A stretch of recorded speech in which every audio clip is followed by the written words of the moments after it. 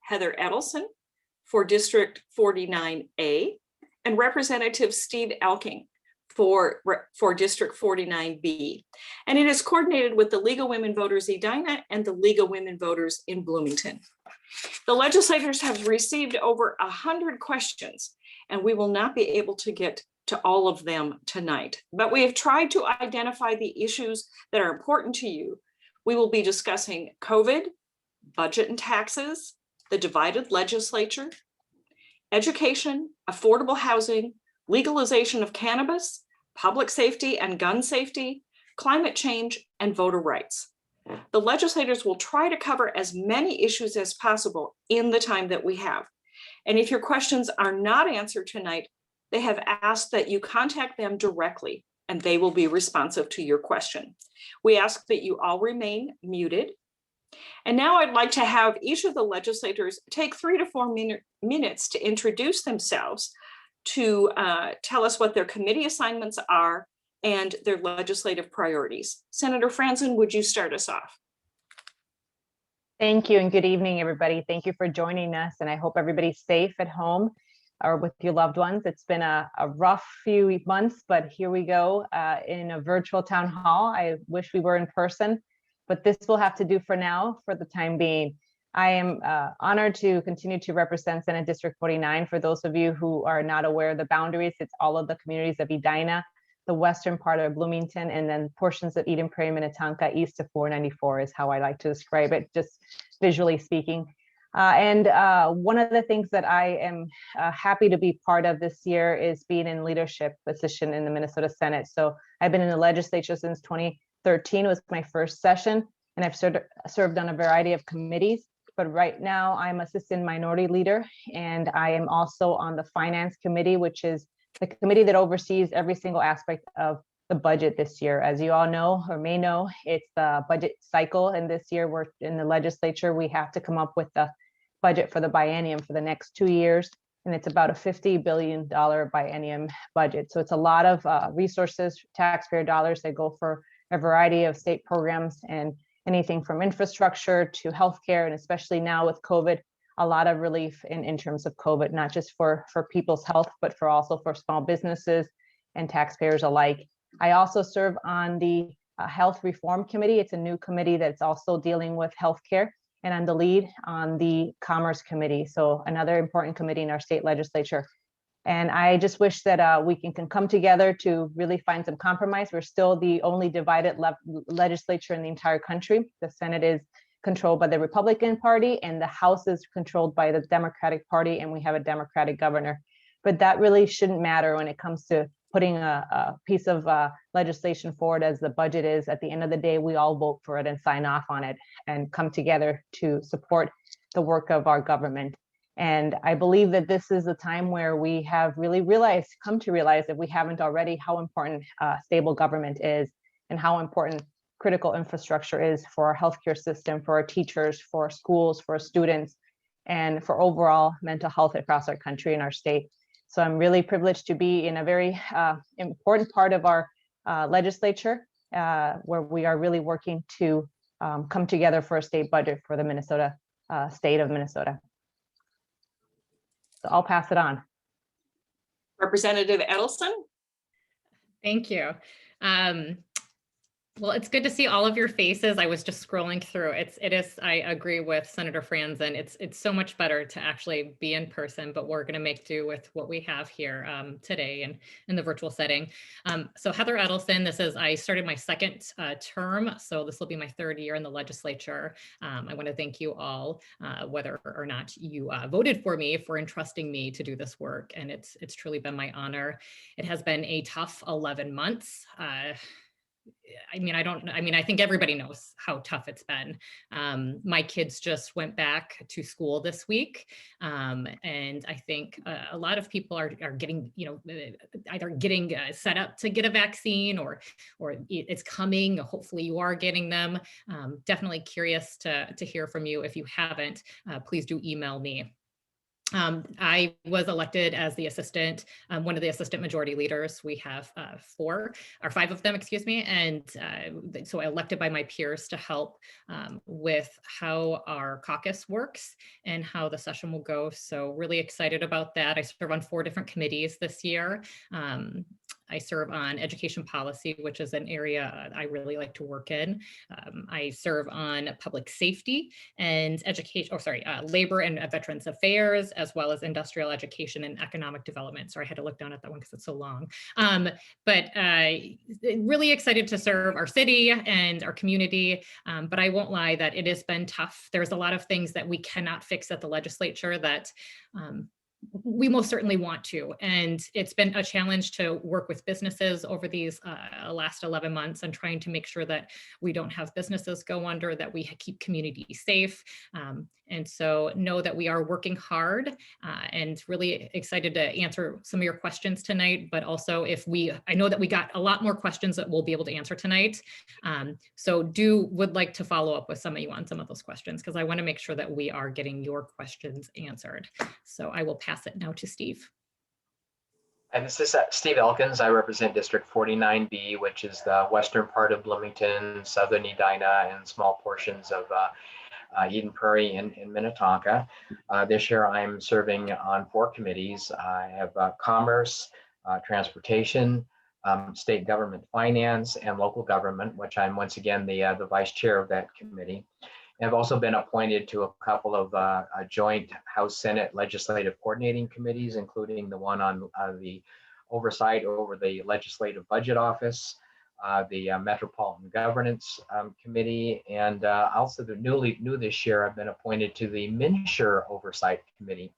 So when when new legislators, enter the body, one of the first pieces of information that advice we're given is that, look back on your own life experiences and, pick areas where you think that your life experiences give you a special expertise to make a contribution. And most of my most important ones that are, proven to be most relevant for legislating have been my early part of my career in the transportation industry and my work in transportation policy since then. Local government, I've served on the Bloomington City Council and the Metropolitan Council.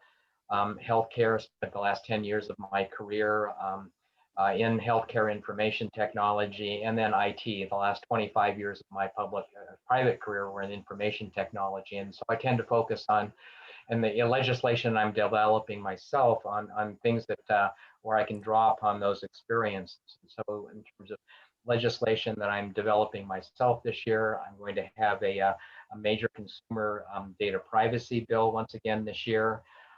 My trio of bills related to healthcare pricing transparency cleared their first committee last week. Clean transportation is another big thing I'm working on, electric vehicles and connected and automated vehicles.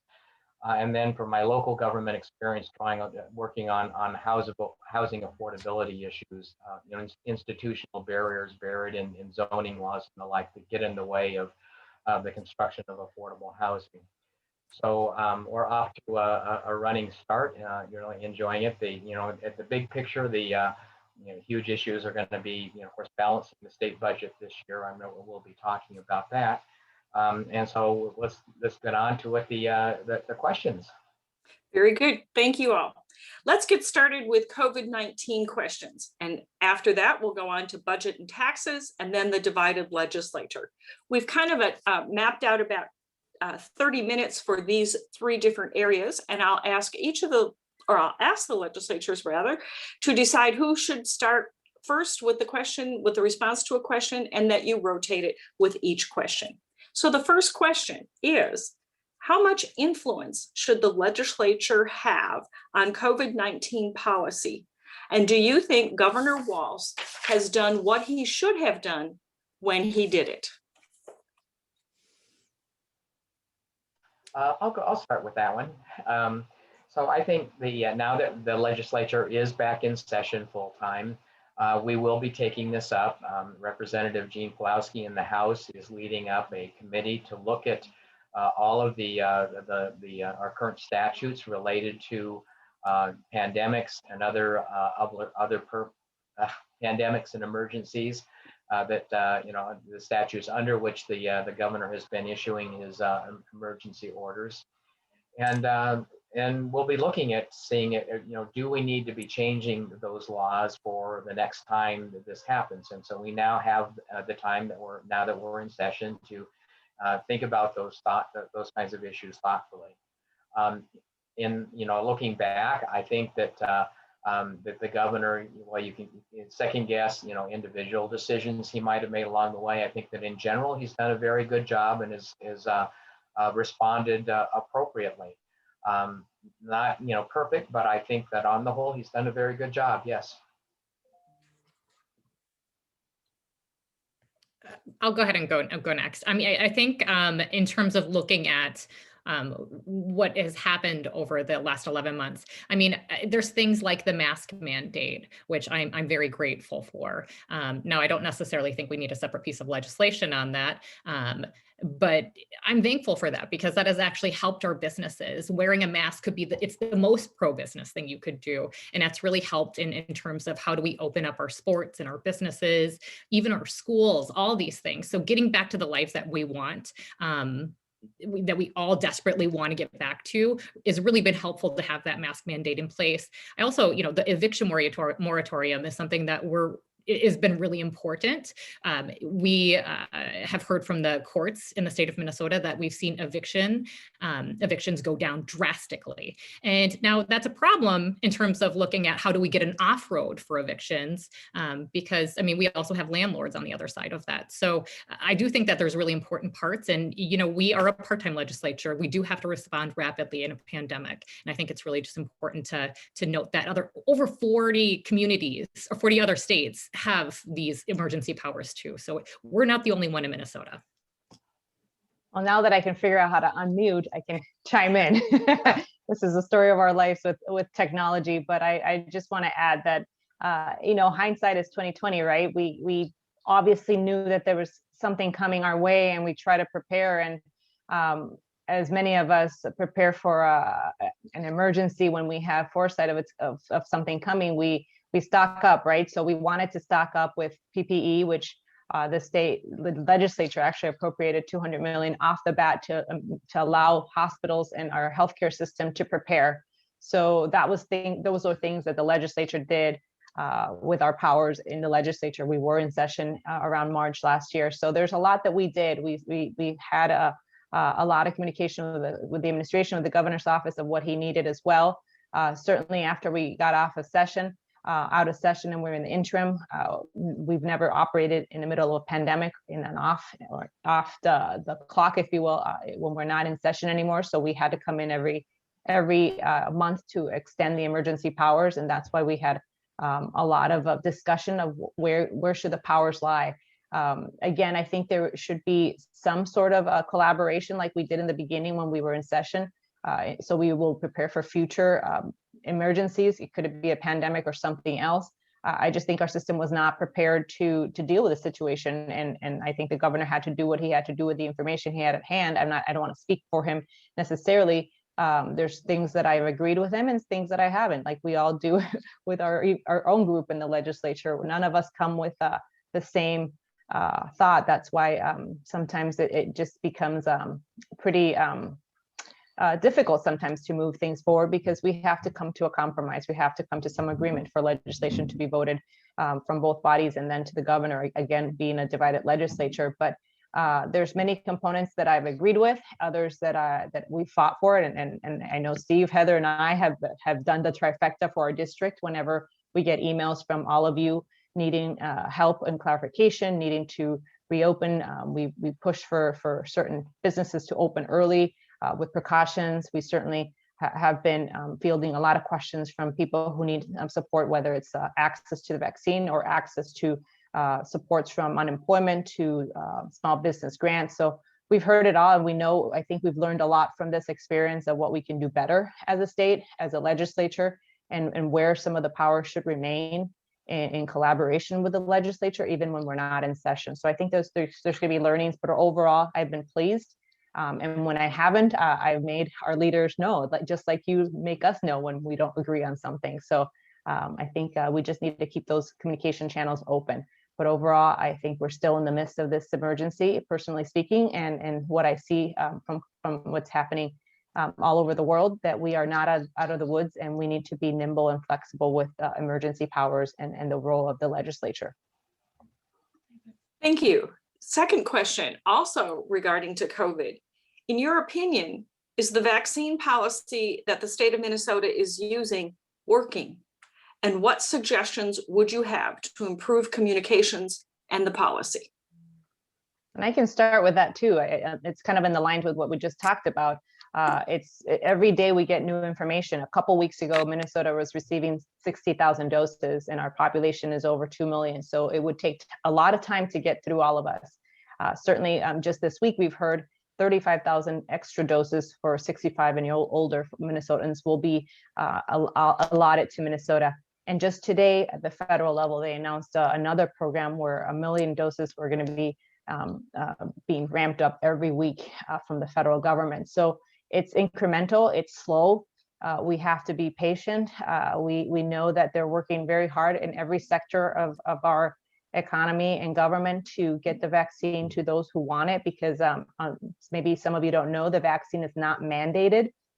It was approved by an emergency approval through the FDA, so it cannot be mandated.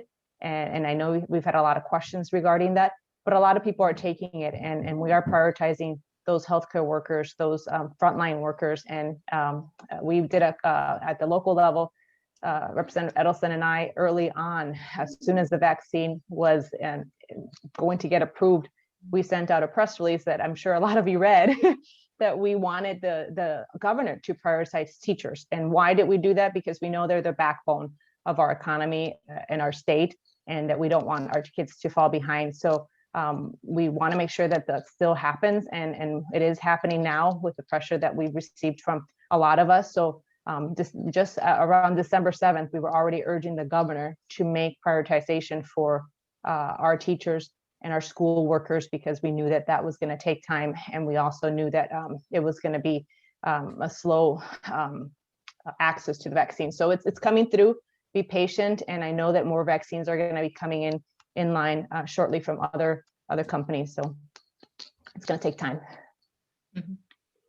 Heather. Oh, here, I'll go ahead and go next. I think Senator Franzen covered a lot of it, but I would just say that, we have gone from, we were off to a rocky start. Let's just be honest here. I was calling the governor's office, I think, every day. And I think I sent out an email saying, call this line, and then they got 6,000 calls per minute. I mean, it was out of control. But we've gone from that rocky start to now being 12th in the nation for getting the most vaccines out. And, the comparable states are smaller states. So, I mean, we have to acknowledge that we are dealing with something that has very little supply, that has a giant demand, and is very perishable. So it's like a logistical nightmare. And for us to treat it like anything else is just not being realistic. This is a 1 in 100 year pandemic. And so I just want to remind us of that when we're having these bumpy starts. And I think we are getting better, and we will continue to improve. And the one thing that I just want to say that we have done really well is congregant care settings. We got people, the staff, the people that live in the congregants care settings vaccinated, and that was a good priority. We did really follow through on that. So I was proud of our state. Yeah, so I think that we were right as a state to prioritize frontline healthcare workers and people living in long-term care situations first.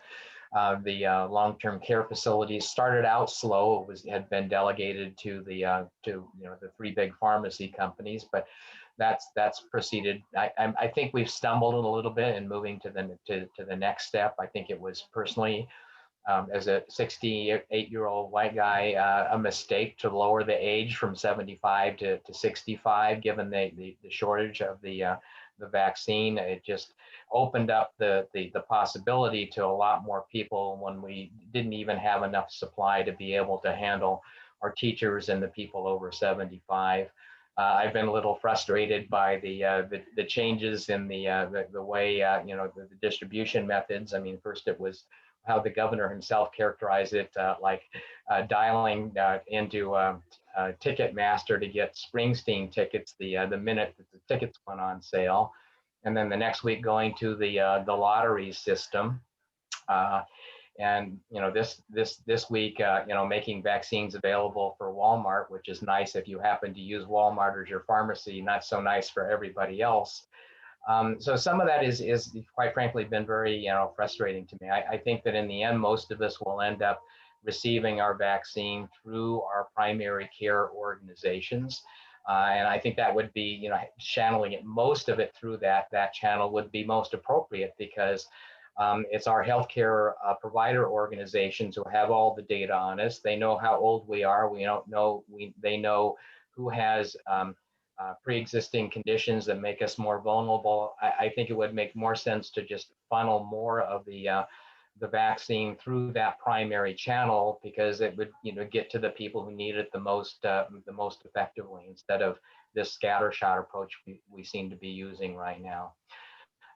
But I do think right now, I think we should be focusing on, especially teachers, people over 75, people with, disabilities or other pre-existing conditions that render them more vulnerable. And I don't think we're focusing enough on those three populations.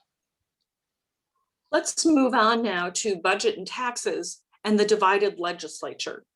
The question is, how will Minnesota balance the budget under split party control and greater needs due to COVID-19? Will Minnesota draw on budget reserves and or increase taxation, or something else? I think, Melissa, you should take this one first, being on the... Oh, sure. Yeah, you're our tax expert. Well, I'm not a tax expert, but I will do my best. I have served on taxes for a few years, and now I'm on finance. So we will ultimately vote for whatever is going to pass in the legislature this biennium, and it'll be a tricky thing to do remotely. The stack of papers in my desk is probably 2 feet. I'm not even kidding you about the budget with the governor's recommendations right now. And I think let's be realistic. Everything's on the table. There will be probably a little bit of everything. There's some fees that are being proposed in areas that haven't been increased in like 30 years. So if you want to call that a tax, some of those will be raised. And there's certainly proposals from the governor's office, but there's going to be a House position and there's going to be a Senate position. So just because the governor puts it on his budget doesn't mean it's going to happen automatically. There's going to be a period of time when we're going to evaluate every single proposal and really figure out where the dollars are coming from. We expect some federal relief with COVID being such a big issue and really slowing our economy and really shutting down our businesses and shutting down our states. I think there's going to be some federal partnership. We cannot print money in Minnesota, and the federal government can do that, but not us. So we have to live within our means, and it's going to be tough to do with the demands in our systems of housing, of healthcare, of transportation, you name it, broadband.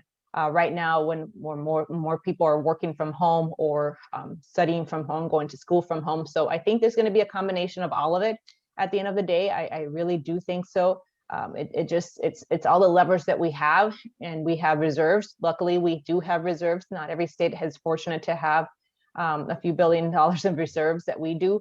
But we also have put a lot of money out there to help communities, local governments, and other areas and aspects of our state obligations. So we definitely need to look realistically at where we're at, where we had deficiencies already. I'll go back to schools. We don't, in our budgeting, we do not count inflation into our expenditures. So we have a really not a very accurate picture of reality when we come in. We say we have a surplus. When you actually put inflation into it, it doesn't pan out. We do have a February forecast coming up, so that's going to be where we will be looking very closely. Hopefully the surplus sticks and maybe grows, because I think it's going to be needed and used in the priorities that we have for a state, and those are very, a lot of it we do agree on. It's where we make the investments in a time where We know that people are struggling, that we have extended unemployment insurance, we've had extended benefits, so people can stay in their homes and people can afford healthcare. So there's a lot of decision making. I'm confident we're going to get to an agreement. It might pass May 17th, which is our deadline for that agreement to come to fruition by our Constitution. We might have a special session, but I think we all know the importance and the gravity of the time that we're at. And we also will be lobbying our federal partners to chip in and help out.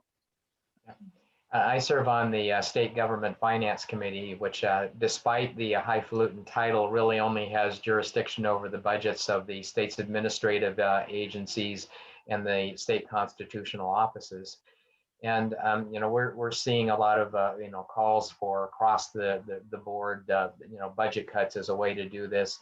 But we've been getting presentations from the Secretary of State's office, the Attorney General's office, Minnesota Management and Budget, Department of Administration.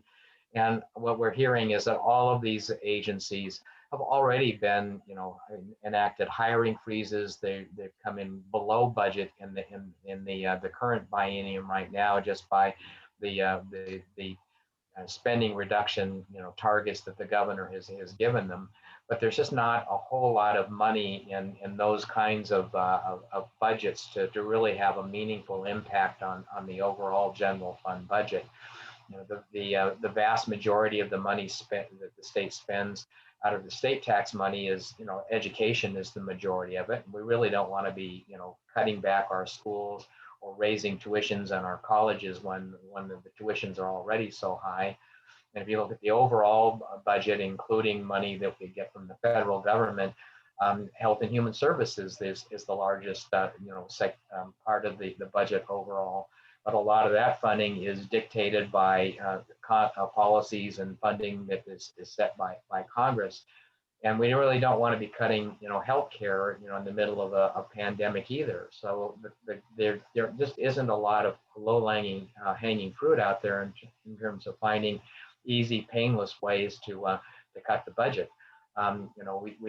We're not really in a position to do more with less. If we're going to have less, we're going to be doing less with less, and that's just the way it is. Well, I don't know. There's not a ton to add here, but I would just say that I think Melissa brought up this point, is that it seems like it's a really bad place, but it's actually better than where we were back in the recession when Governor Dayton was our governor at the time. And, he made that policy change to really start putting our public dollars more into our rainy day fund. And so we're in a much better place than I think we could be right now. So I'm thankful for that. But, that said, Republicans are coming in from the Senate saying that we're not going to, we're going to do cuts, and that's how we're going to deal with it. And then, Democrats in the House are coming in and saying, we're going to raise your estate taxes. We're going to raise capital gains taxes. We're going to raise progressive tax on income earners. So, I'm somewhere in the middle on this. I want to see us find that balance, because we are the only divided legislature in the nation. And the reality is it's going to both what Representative Elkins and what Senator Franzen said, is it's going to be somewhere in the middle. And we have quite a long time before we actually are at that place in session where we start to really get down to what we really think can happen. And so it'll be interesting to see what happens with the February forecast. It'll be interesting to see where we end up with our leaders and our caucuses, as we approach the end of session.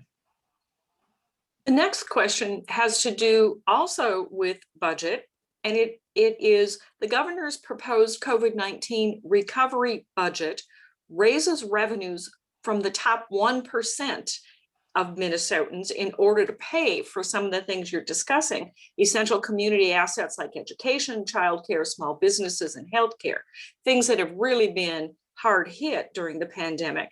Would you support a revenue increase if it is directed towards helping these sectors recover from the pandemic? I will just start by saying that, since I just wrapped up, I think that what is being proposed from the governor is not necessarily what will become law. And I will say that there's a lot of people don't necessarily 100% agree with what the governor has proposed. So I don't think we're going to have any really flushed out ideas of what's going to happen. Will there be a revenue increase? I think we're probably going to need one, but what it's going to look like, I mean, I don't know, Melissa, maybe you have, or Senator Franzen, maybe you have a different, a little bit more of an idea. Well, I would say it's never easy to raise taxes. It doesn't matter who you are. It's a tough vote for any of us because we know someone at the end is paying for it, right? Everyone has their perspective of whether that should go to the common good or that should stay in your own individual pocket. But at the end of the day, people want to know where that dollar is going. People want to know if it's bringing value. That's why the gas tax, for example, people know that the dollar you pay there is going to go for roads and bridges. And not transit, just to clarify that, and that's in our Constitution. So when you raise a tax and it just goes to the general fund and it just doesn't provide value, at least perceived value for the taxpayer, I think that's a problem. So I think if we message it accordingly of what it's going to pay for right now, I think it's an opportunity to invest in our schools, invest in what we know is going to get us out of this for the future of our country and our state. And our education system right now is being tested. It's being tested by technology. It's being tested by science. It's being tested by a lot of stressors, right? And I would hope that people value that what we have in our public school system needs to be fully funded in a way that is sustainable, that is safe for teachers, for students, and for the future of our state when we need a workforce that represents what we want our state to look like in terms of technology, industry, and great businesses that we have here. So it's hard to raise taxes. I hate saying I will and I will not. I'm open to it. I voted for tax increases and end of session negotiations that I didn't want to vote for, but we get a yes or no vote. We don't get a maybe or an abstention. So people need to come to truth of what they're comfortable with. I do want to see progress in our state, and we have to pay for it. But there's also there's levers and there's varying degrees of what you can do, what different taxes bring. We've talked about sports betting as one of those levers, and it's controversial, but at the same time, it could bring some revenue. We've talked about cannabis legislation. I know that's one of the questions later, whether that lever can bring some money for mental health and education. We can be creative, but it's never an easy thing to increase taxes and vote for it. But we do have to recognize too that during this pandemic, there has been some gains in top earners. And we know that that's been in the data, that's been reported in the news. So is it a fair tax system where people who have been who made well off in this pandemic, should they pay more, or should that money go to people who at the bottom end of the scale have been hurt worse by the pandemic? We know that this pandemic, for instance, has really hurt the lower brackets of the economic pay scale, and we need to help them. So that's where I'm at.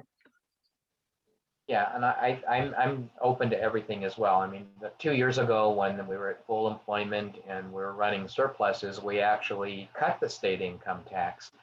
Maybe something we have to do is either roll back the cut that we did 2 years ago.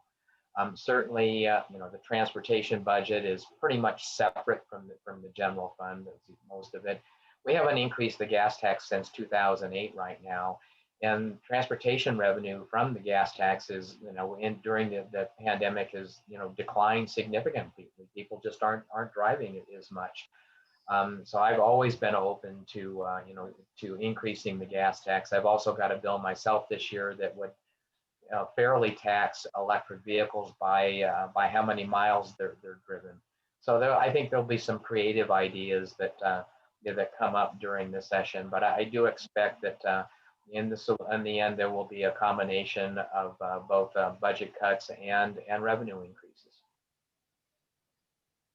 Last question in this section. The gulf between the Senate and the House seems to be growing wider. How are you dealing with this division? Dialogue, talking to people, yeah. being in uncomfortable places. Yeah, and I think I find that as you get to know people in the other party and in the other chamber, you find that you're able to make alliances on particular issues. And anytime that you have a legislative initiative of your own in a divided legislature, you pretty much have to find a legislator of the other party and the other chamber if you're going to get your bills moving moving in both chamber and have any chance of getting them enacted into law. So I've discovered that I've developed a pretty good relationship with John Jasinski, who's the chair of the Senate Local Government Committee this year, served on the Transportation Committee. And so I work with John. I've got 2 or 3 bills in transportation where he's my Senate author. On my healthcare stuff and my housing affordability stuff, I've discovered that Senator Rich Draheim, another Republican senator, shares my passion about those 2 issues. And so my trio of healthcare pricing transparency issues, he's my Senate author, and he's already secured a promise from the chair of the Senate committee, Michelle Benson, that if I can get the bills heard in the House, she'll hear them in the Senate. And since I've already cleared one committee, it means I get my hearing in the Senate. And then Senator Mark Corrin, who is running for the chair of the Minnesota Republican Party, is my Senate author on a bill that I have for the Minnesota Council on Disabilities to establish a grant program to make websites municipal and county websites more accessible for small and medium-sized cities. So if you find particular issues where you can find common ground with somebody in the other party, it's a lot easier to move your legislation along. And I'm getting my first hearing in the Republican committee next week, and it's a really good bill, and it's an Enablers Committee and the Health Reform Committee. And I think it's exemplary how Chair Abler runs his committee, because he doesn't really go for the partisan politics. He actually wants to hear good legislation. It's a bill to work with communities, disability community, and in particular, looking at not just the individual who receives the services, but also the family. So it's a pilot program. Actually, I believe he had authored this bill before too, so I think he's keen on it. But it's a pilot program to, for instance, if you have a family with 2 parents who have disabilities and they have a child and the service is for the parent, why is there not a family-centered approach versus the services only being for the individual, whether it's chores around the house and helping that family continue to keep a healthy environment and also be able to keep their children with them. So it's a very innovative approach to really support families who are in those situations. And I just think we just need to be open-minded to ideas that come from all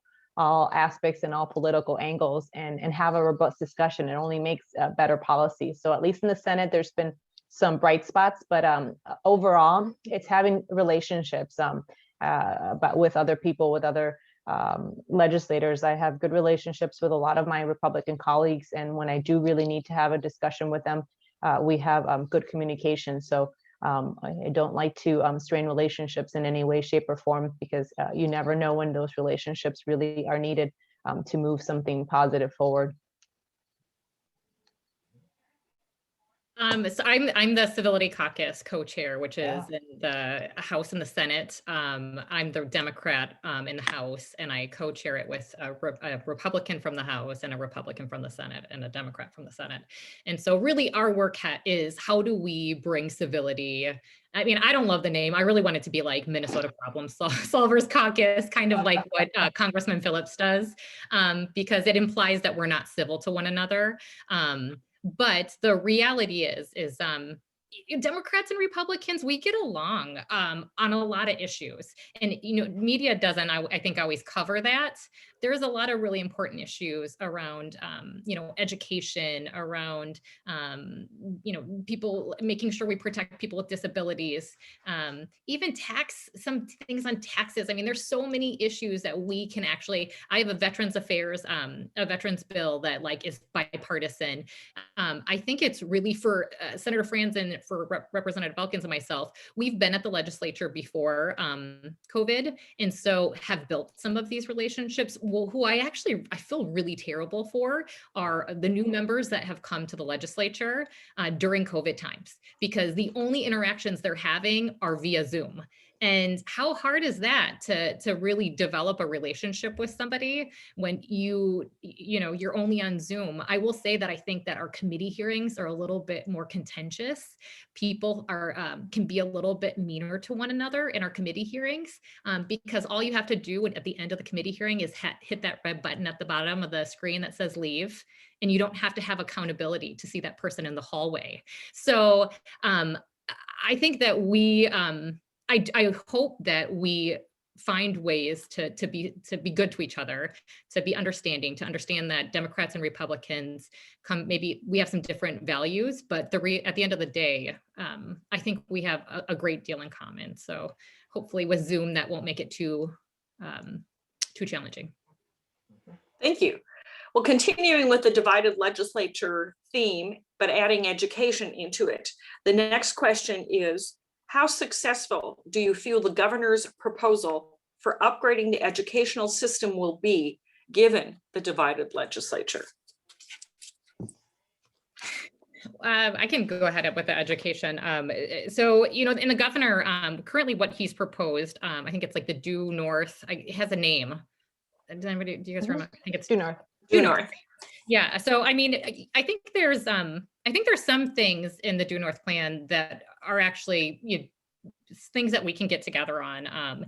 Some things like looking at summer programming. A lot of that, though, will be funded through federal funds for the learning loss that students have had in distance learning. We don't even know how to quite measure exactly where they are in terms of learning loss with distance learning. But other things like building a qualified and diverse workforce, closing that gap in terms of equity. We still are one of the worst states if you're a Black student, and that is just not acceptable. So he does propose some things in terms of how do we change the way we fund schools. So for instance, all of you, if you own a piece of property, you might have a levy or a referendum. Now, not every community in the state of Minnesota can pass a levy or a referendum. They sometimes don't. And so their schools don't get the same supplemental dollars that we do. So it's just important to know that. I think it's an important discussion to have. It's a very ambitious proposal. I wish we can pay for all of it. So I believe it's upwards of 745 million, which is a lot. It's a lot for for a one-time proposal. And like Representative Edelson mentioned, some of it could come from the federal government. I know there's a proposal to do that equalization levy issue that she just mentioned. So if that money comes in, it helps districts that can't pass levies as swiftly as other communities. So those are things that could bring the price tag down. But what is that price tag getting you, again, to get the value for your taxpayer dollars? Right now, we know that we have broadband has been significantly heightened in terms of its importance, not just for working, but again, for schools, and we know that we have inaccessible areas around the Twin Cities, much less greater Minnesota. So how do we make sure? And we have done some work that with state dollars already, and now we're going to supplement that with some federal dollars. And certainly schools need to be, this is an opportunity, I think, to really reinvest in schools and reimagine schools, whether it's due north, whatever tagline you want to call it. What do we need to get our workforce ready? What do we need to get out of this pandemic stronger? We need our kids to get back online, to get back, I guess, online, not literally speaking, but to get back on track. And whether it's school, summer learning, whether it's more technology, and certainly bringing the best and brightest teachers to stay in the profession, because we know they've had a hard time this last year. We've expected more of them. We haven't given them much more resources that we had before. We haven't increased their pay. We haven't increased their resources that much more than what we have been able to do with COVID and CARES dollars that have come from the federal government. So it's not just throwing money, it's where is that money going, and how are we going to support our teachers and our schools and the entire system that revolves around schools, our school boards, our support staff, custodians, our counselors. We're still drop in the bottom 49, I think it is, in the ratio students to counselors in Minnesota. So that's not how we're going to get out of this pandemic stronger, when we know we have a lot of mental health crises happening today that are only heightened by the pandemic. So it's going to take resources, and I think Minnesotans are willing to pay for it. But we need to be really stewards of those dollars, because we know that every dollar is going to make a difference in people's lives. So what they said. No, I look to to Heather in particular, for my guidance on education stuff. She's much more involved in it than I am, but it's obvious to all of us that we do need to get the kids back into the classrooms as quickly as we can, which is why it's so important to get the teachers vaccinated as quickly as we can.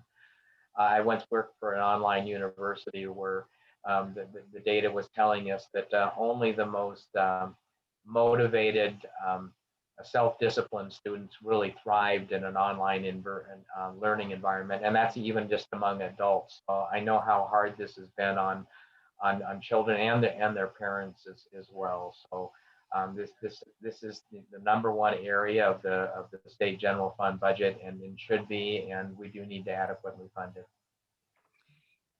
How will you help ensure that the governor's education budget makes it through the legislature?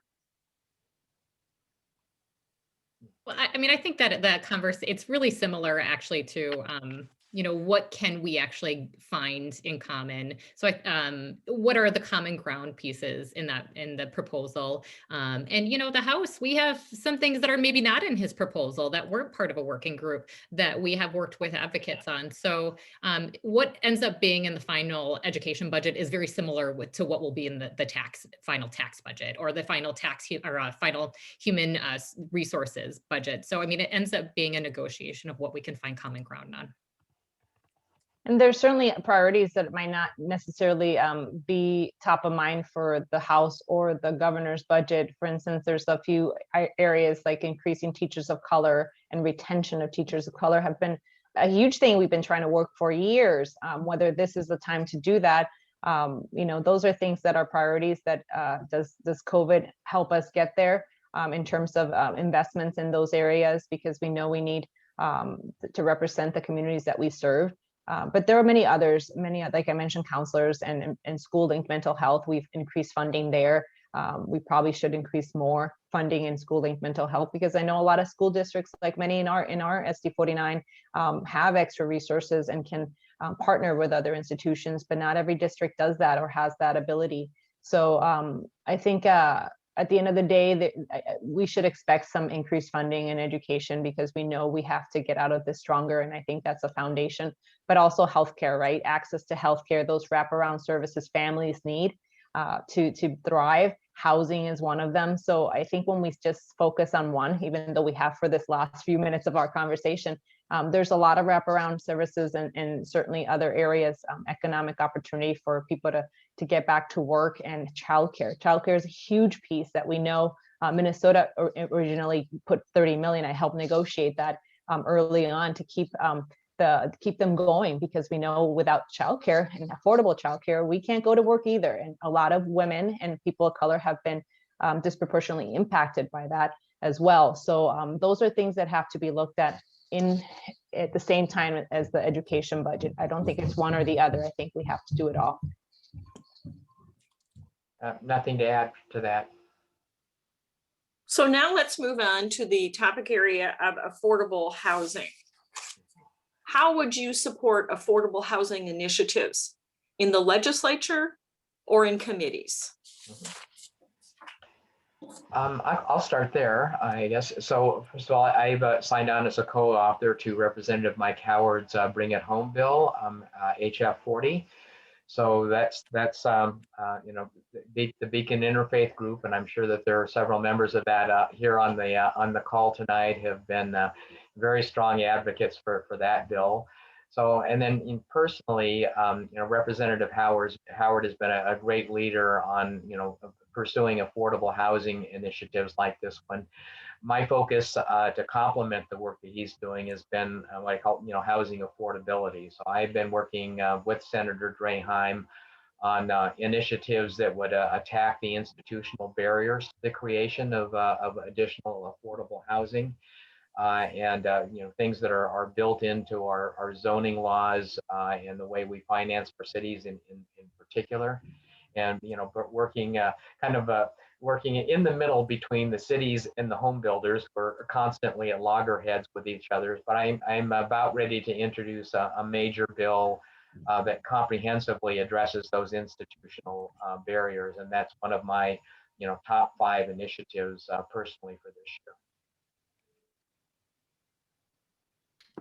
I think just to add to that, I mean, making sure that we have housing infrastructure bonds to preserve affordable housing is really important. And I mentioned it earlier on this town hall, but having that how the off ramp of the eviction moratorium. I do want us to focus on how are we going to make sure that, I mean, more than anything, as it was like negative, what was it yesterday, negative 12. I was thinking about people sleeping in tents and how we are such a prosperous state that no one should have to sleep in a tent. And I was worried about what was happening to them. So we are better than, thinking that is, that's a house for somebody. So I do want to see us address those things. I don't have to add other than I did see someone sleeping in a tent on my way out of the Capitol just yesterday. So it is something that we are seeing more and more of, and we can't ignore it.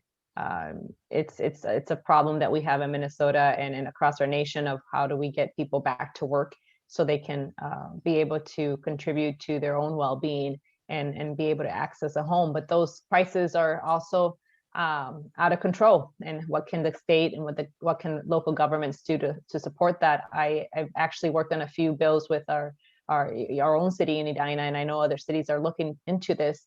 Minnetonka is as well to use TIF funding to be able to afford lowering the cost for development in affordable units, because we're trying to use every tool and be creative with our own ability to lower the cost for developers to be able to afford building affordable housing. So that's just a one piece, and it's not just single units, it's families that want to be able to live in our community and work in our community, and the prices are out of control.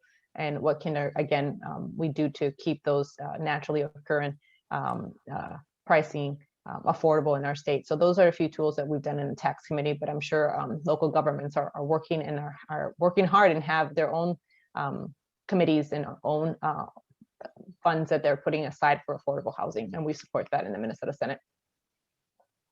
Our next topic is about cannabis, and the question is, what do you think about legalization of cannabis, and will it pass? I'll start with the latter because I don't think it will pass this session, but I am the lead author in the Senate, and I have been for the last couple of years. The bill has gotten better, meaning that it's gotten more input from people. Every time we get ability to talk to folks on all stakeholders, whether in this case, every single aspect of the state legislature is going to be part of this bill, because it touches anything from the judiciary to commerce to healthcare to public safety, you name it. It does impact every single aspect of our state jurisdictions. But as a lead author, I've gotten both thank yous and what are you thinking emails.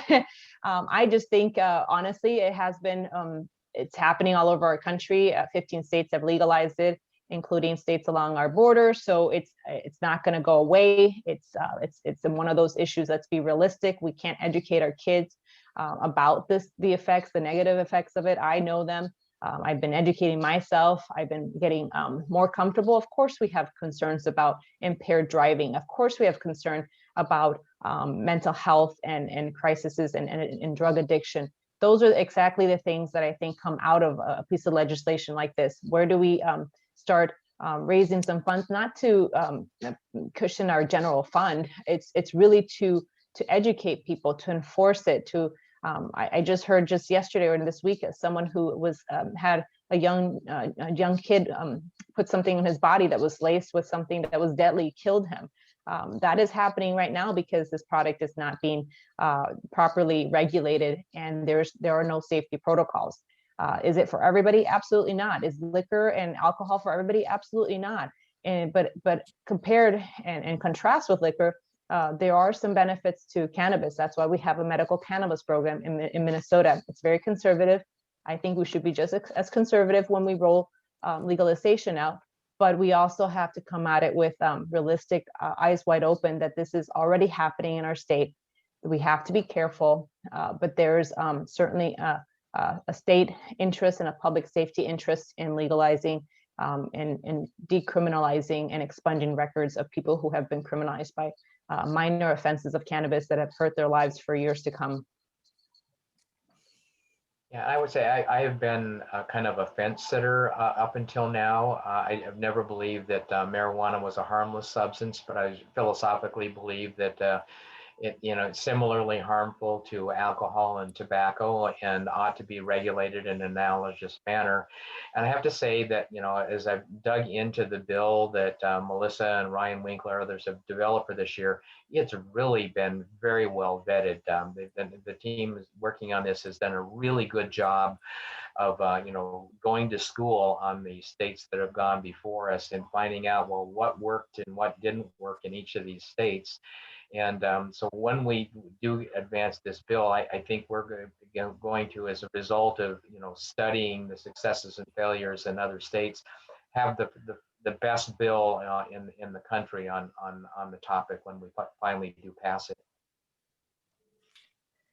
I have been open that I've, historically been opposed to legalization, actually. I come from a lot of addiction in my family. And so had grave concerns about legalization. That said, I over the last 6 months or 8 months, I've had a lot of thinking in terms of what it looks like from a racial justice component. When you're driving in a car and you're pulled over with marijuana, I work in public safety. That's a field I really care about. And you can see somebody getting arrested and the search and the things that happen all because of possession of cannabis. And so it does start to beg this bigger question about what does it mean to keep it illegal. So I'm not quite a strong supporter of it yet, but not necessarily in the opposition that I historically have been in. I'm trying to have more grace as I listen to how it being illegal impacts Minnesotans. Our next topic is public safety, gun safety. And the question is, can you describe the challenges and the prospects of passing significant legislation on public safety and sensible gun safety? And again, do you think anything will pass this legislature? No. Blame the Senate. Blame the Senate. Yeah, there's one obstacle. His name is Warren Limmer, and as long as he's the chair of the Senate Public Safety Committee, the bills won't even be heard. I mean, we could easily repass again the red flag law and universal background checks bills that that did pass the House in the last session, but those bills never even got a hearing in the Senate, and they won't this time either. Really disappointing. I don't think any of us need to answer more. Yeah. We covered it. That pretty much sums it up. The next subject area is climate change. And the question is, what are your positions and proposals regarding climate justice, including some outstate subjects like mining in northern Minnesota? Yeah, so in my case, I focus on, one of my focus areas on transportation, which right now is the single biggest contributor to the climate change, even surpassing, electricity generation. And so personally, I've been, focusing on legislation that would promote the adoption of electric vehicles to supplant the fossil fuel vehicle fleet, doing everything I can on that one because look at things like Line 3, the easiest way to render Line 3 obsolete is just because the vast majority of the petroleum products that come into the state are refined motor fuels. So if the fleet continues to electrify and we're at the launch point for the widespread adoption of electric vehicles, that's going to have a huge impact on CO2 levels that we generate.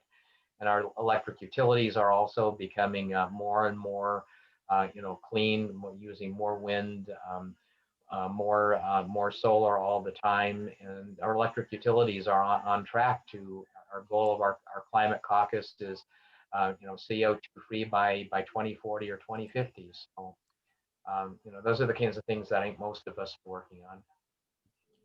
I think I'll be the author of your road user charge bill, Representative Elkins. I think Cool. Senator Dibble is passing that baton to me, so we'll work together on that. Excellent. So that's a great segue of how we collaborate in terms of some of these policies, and there has been more traction lately in the Senate to push these issues. I also signed on to the Prove It First legislation, where basically you have to prove that a mine is safe before you permit it. So that's looking forward. And that's certainly something that we can all agree that if a mine can't prove that it's safe for the last 10 years after it's been closed, or during the last 10 years as it's been operating, that why should that happen in our state and take that risk? Certainly we don't want mining in areas like the boundary waters, and we want to protect our water and protect our beautiful parks. And there is a balancing act there too, because we know that mining is going to happen. So I'm very realistic on that if it's going to happen, it has to happen responsibly. So it's our job to ensure that. And I'd rather it be happening in the US versus in another country with child labor and with unregulated environmental environments and restrictions or lack thereof. So there's a delicate balance there, but we can all agree that we have one Earth, one planet, and that we have to take care of it. And there's a lot of innovation. So you all have probably heard, and especially after the Super Bowl, that GM is moving forward with their full electric fleet. We're trying to rival Norway, but we certainly can be a leader in Minnesota on a lot of these policies and a lot of this work ahead. So I'm strongly supportive of these efforts, and certainly things that are still controversial and in the pipeline, if you will, no pun intended, are very delicate, because you're balancing the needs of some of these substances that we rely on, whether it's oil or components for your cell phone and technology and jobs in these communities. So I just think we should bring some more technology jobs to those areas. So we need broadband to help us to do that and bring some clean energy jobs around to Minnesota. I have to tell you that the issue around climate is in my third year, I'm very frustrated. Like, I'm just going to be honest with you. We Republicans and Democrats don't agree in terms of how to deal with climate, because what it ends up being a conversation about is climate change or agriculture. And so, it's the two pitted against each other. And if you look at who represents whom in the state of Minnesota, you have Republicans representing a great deal of the agriculture businesses, and you have a great deal of Democrats representing suburbs, Twin Cities, et cetera. And so our conversation about mining even, I'm also a co-author on Prove It First. I have real concerns about copper nickel mining in the state of Minnesota. But at the same time, iron ore mining has been going on for generations. And, we have to realize that it's this economy on the Iron Range that they're looking to say, how do we support our economy? And so it ends up being about values. It's about, about the farmer saying, why are you trying to legislate and regulate my industry? You're going to ruin my economy for my area. And it's all these urban, suburban people. So it's very frustrating to find common ground. So one area we do not find common ground on is climate. It's really frustrating. So I do think if there's one area we can improve on, it is this discussion, because it's painful. It's really painful. We had conversations last year where we couldn't even get some of our colleagues to say that climate change is real and it is man-made. And I think that the science is there, but we have some of our colleagues that like to negate that. So it's a frustrating topic, if I'm honest with you. But I want to see us do more. All right. Our last area of questioning is about voting and voting rights. And the first question is, do you support restoring the vote for felons who have finished their prison time and are on supervised release? And how will you provide support for this effort? Yes. Yes. After Yeah, I- someone's done with their sentence, they should be able to vote, just like they should be able to get their license if they're eligible for it and pass the test and all that. It should be treated no different. I think people have paid the price of their liberty by serving their time. And then once they're done with that, I mean, I think that should be the end of their punishment. Yeah, I think when someone has served their time, they've paid their dues, allowing them to have the right to the vote is an important part of getting them fully reintegrated into society and feeling like a citizen again. And in Minnesota, we have relatively few people incarcerated relative to other states, but we tend to have very long probations, and having somebody who has been out of prison for 10 years and is still on probation and can't vote, I just don't think that's right. And that happens here. Mhm. I second and third all of those things. If we allow you to be in the community, we should allow you to vote. And how are we supporting it? By being vocal about it, I guess. And we will undoubtedly all be co-authors with the bills when they're introduced. Yeah, I've historically been a co-author on that, but it hasn't moved in your body, Melissa, or Senator. No, Franzen. and in the Senate, we only get to have 5 authors per bill. In the House, I believe it's unlimited. So we don't get to be one of those 5. It doesn't mean we don't support it. It just means we didn't get to be one of those 5. You can do a clone bill, but we try not to do that. Mhm. The next question is, what are you doing to combat false information about voter fraud in Minnesota? That's a hot topic. Can I start with that one? Mm-hmm. Go ahead. Well, and this one's in line with a press conference we just held this week in the Senate with myself and our minority leader Kent and our other assistant minority leaders. To that point, we've been trying to force the conversation, and I say force because it's not happened voluntarily in the Senate, similar to what happened in the House, where a resolution was passed condemning the violence at the U.S. Capitol and acknowledging that the results of this election, this just last election in November, were legitimate, and that the people who were elected from both sides of the aisle are legitimately holding those offices. They were certified, and the Electoral College did its job. What happened in the Senate right after January 6th, when we all saw the insurrection, and I'm calling it that on purpose because that's the word that we've been using, and I think it's accurate description of what happened. It was an attempted overthrow of our government and our rule of law and our election. And I quickly worked with our staff to put on a resolution condemning that violence, and wanted to become a bipartisan condemnation about the violence at the federal level, and just focus on that. I brought it up, I introduced it. I got a call from the Senate President, Republican Jeremy Miller. He and I have a really good relationship.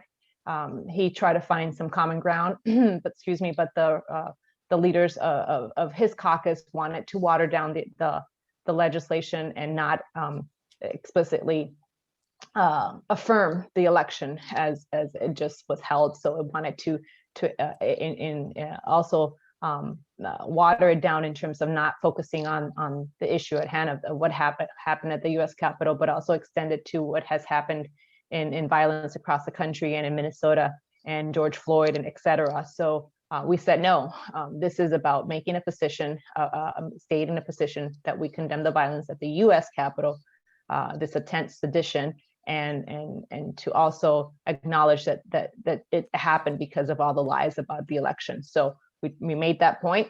We had a press conference urging the Republicans in the Senate to pass the same resolution to pass the House on a bipartisan level. And that's where we're at.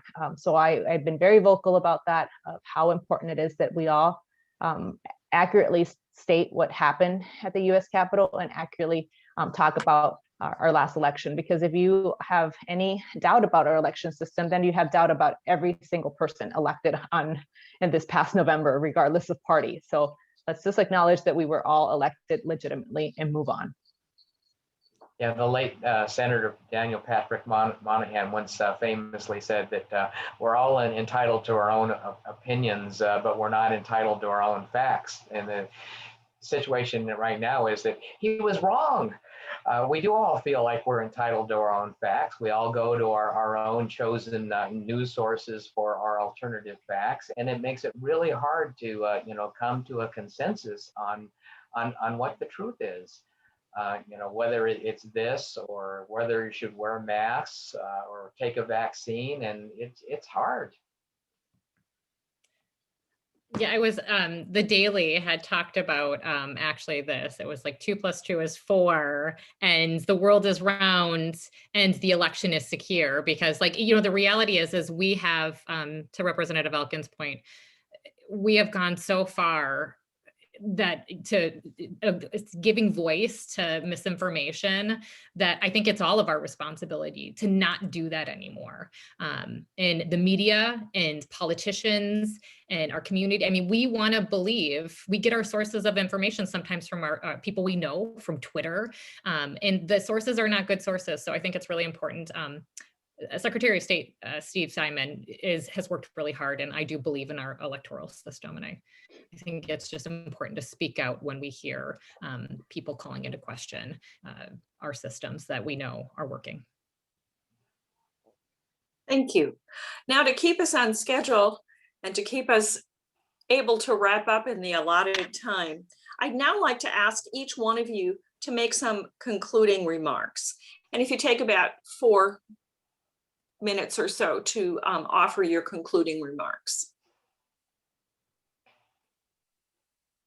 Steve, do you want to go first? I'll go first. So yeah, I'd like to, first of all, like to thank the league for hosting us this night tonight.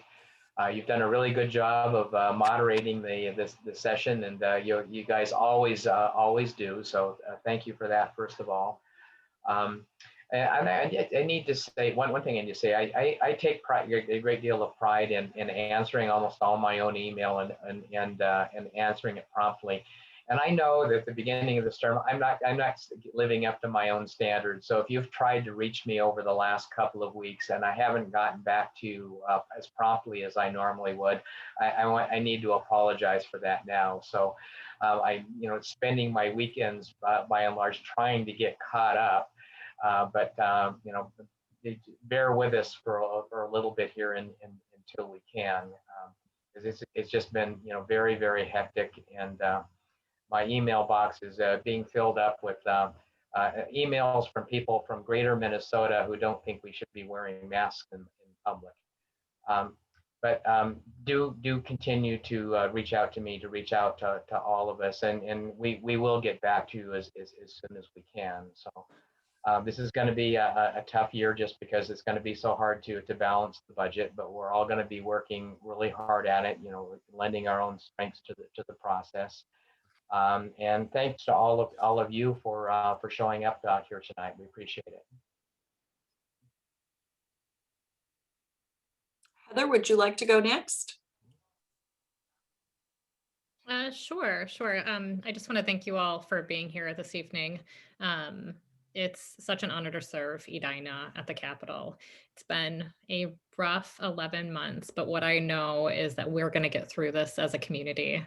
Edina and the state of Minnesota is strong. We are resilient. We shouldn't have to be, but we are, and we care about one another. And I think that's what's going to come through with this at the end of this legislative session, is going to be a bill about values, about how we take care of one another, and to stay committed to that. And those are hard conversations. They are exhausting, and there is conflict. But in order for us to have a good outcome in one of the only divided legislatures in the nation, it's a must. And thank you for entrusting the three of us to represent you. And my email, always Rep Edelson, Rep Heather.Edelson@house.mn. Please email me any of your questions that you didn't get answered tonight. I'm happy to help. Thank you. Very good. Melissa? Thank you. And thank you, Sheila, for doing this and for hosting and helping us moderate the discussion. I've been on other shows and we're talking on top of each other. And so I think this fared well. I do have to acknowledge that COVID-19 has impacted every single one of us, right? I have a 5 and a 4-year-old that have not hugged my in-laws for more than a year. They haven't even seen them, and they live in Little Falls, Minnesota. These are sacrifices we're all making for people's comfort level, for people's risk levels. It's hard, and I do want to acknowledge that all of us have families. My little ones, Heather's younger ones, Steve has a wife and older kids too. So we are all needed in this time, and we need each other. We need our neighbors. We need to be kind to each other. We are maybe not congregating with people that might not think differently than us. I just think this is a really an important moment in history and in time to really dig deep to our generosity and our kindness and expect good intentions from people. And it's hard. People are stressed out. So I as well will apologize because my inbox is pretty full as well. I have a new great legislative assistant, Jessica Gane, who's helping me manage through it. She got on board the week of when session started. So there has been some lag, and I've been trying to catch up. My email is always the same. I give people my cell phone. So if you want to text me, 612-968-4566. No one's really abused it yet. So I'm trusting you all. But feel free to use it because that's the easiest way to get a hold of me. And I'm behind even on that. So I will get to you. There's also a vaccine tracker where you can find where to get the vaccine. It's mn.gov/COVID-19/vaccine. I also have a newsletter every week during session with a little video, just to a recap of what's happening. It's very difficult to do a remote session when there's a huge budget that we're going to be working on, but it will be done because we have your input regardless, and we expect it from you, whether we want to hear it or not. That is our job. And my job is to hear the good, the bad, and the ugly, and try to bring your voice as much as I can to whether it's the governor's office, whether it's the administration, or whether it's my own caucus. We don't all see eye to eye on every single issue, and that is okay. That's how we get through and hopefully have better legislation moving forward.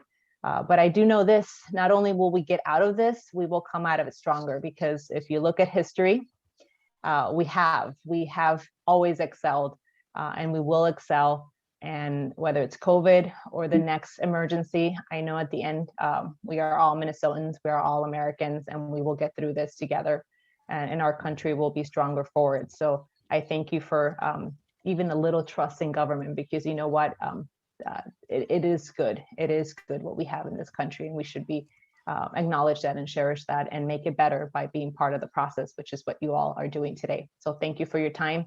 Stay engaged and contact us if you need anything from us. Thank you. And thank you to the league. Thank you to all three of you, to Senator Franzen and Representative Edelson and Representative Elkins, for your thoughtful and honest responses to some very difficult questions. For those of you who were listening and didn't get your question addressed or answered, I think that all three of our panel members have given you ample ways that you can ask your question, and they will be responsive to those. And again, I want to thank the League of Women Voters Edina and Bloomington for cooperating in this event tonight. Thank you very much. Thanks, everyone.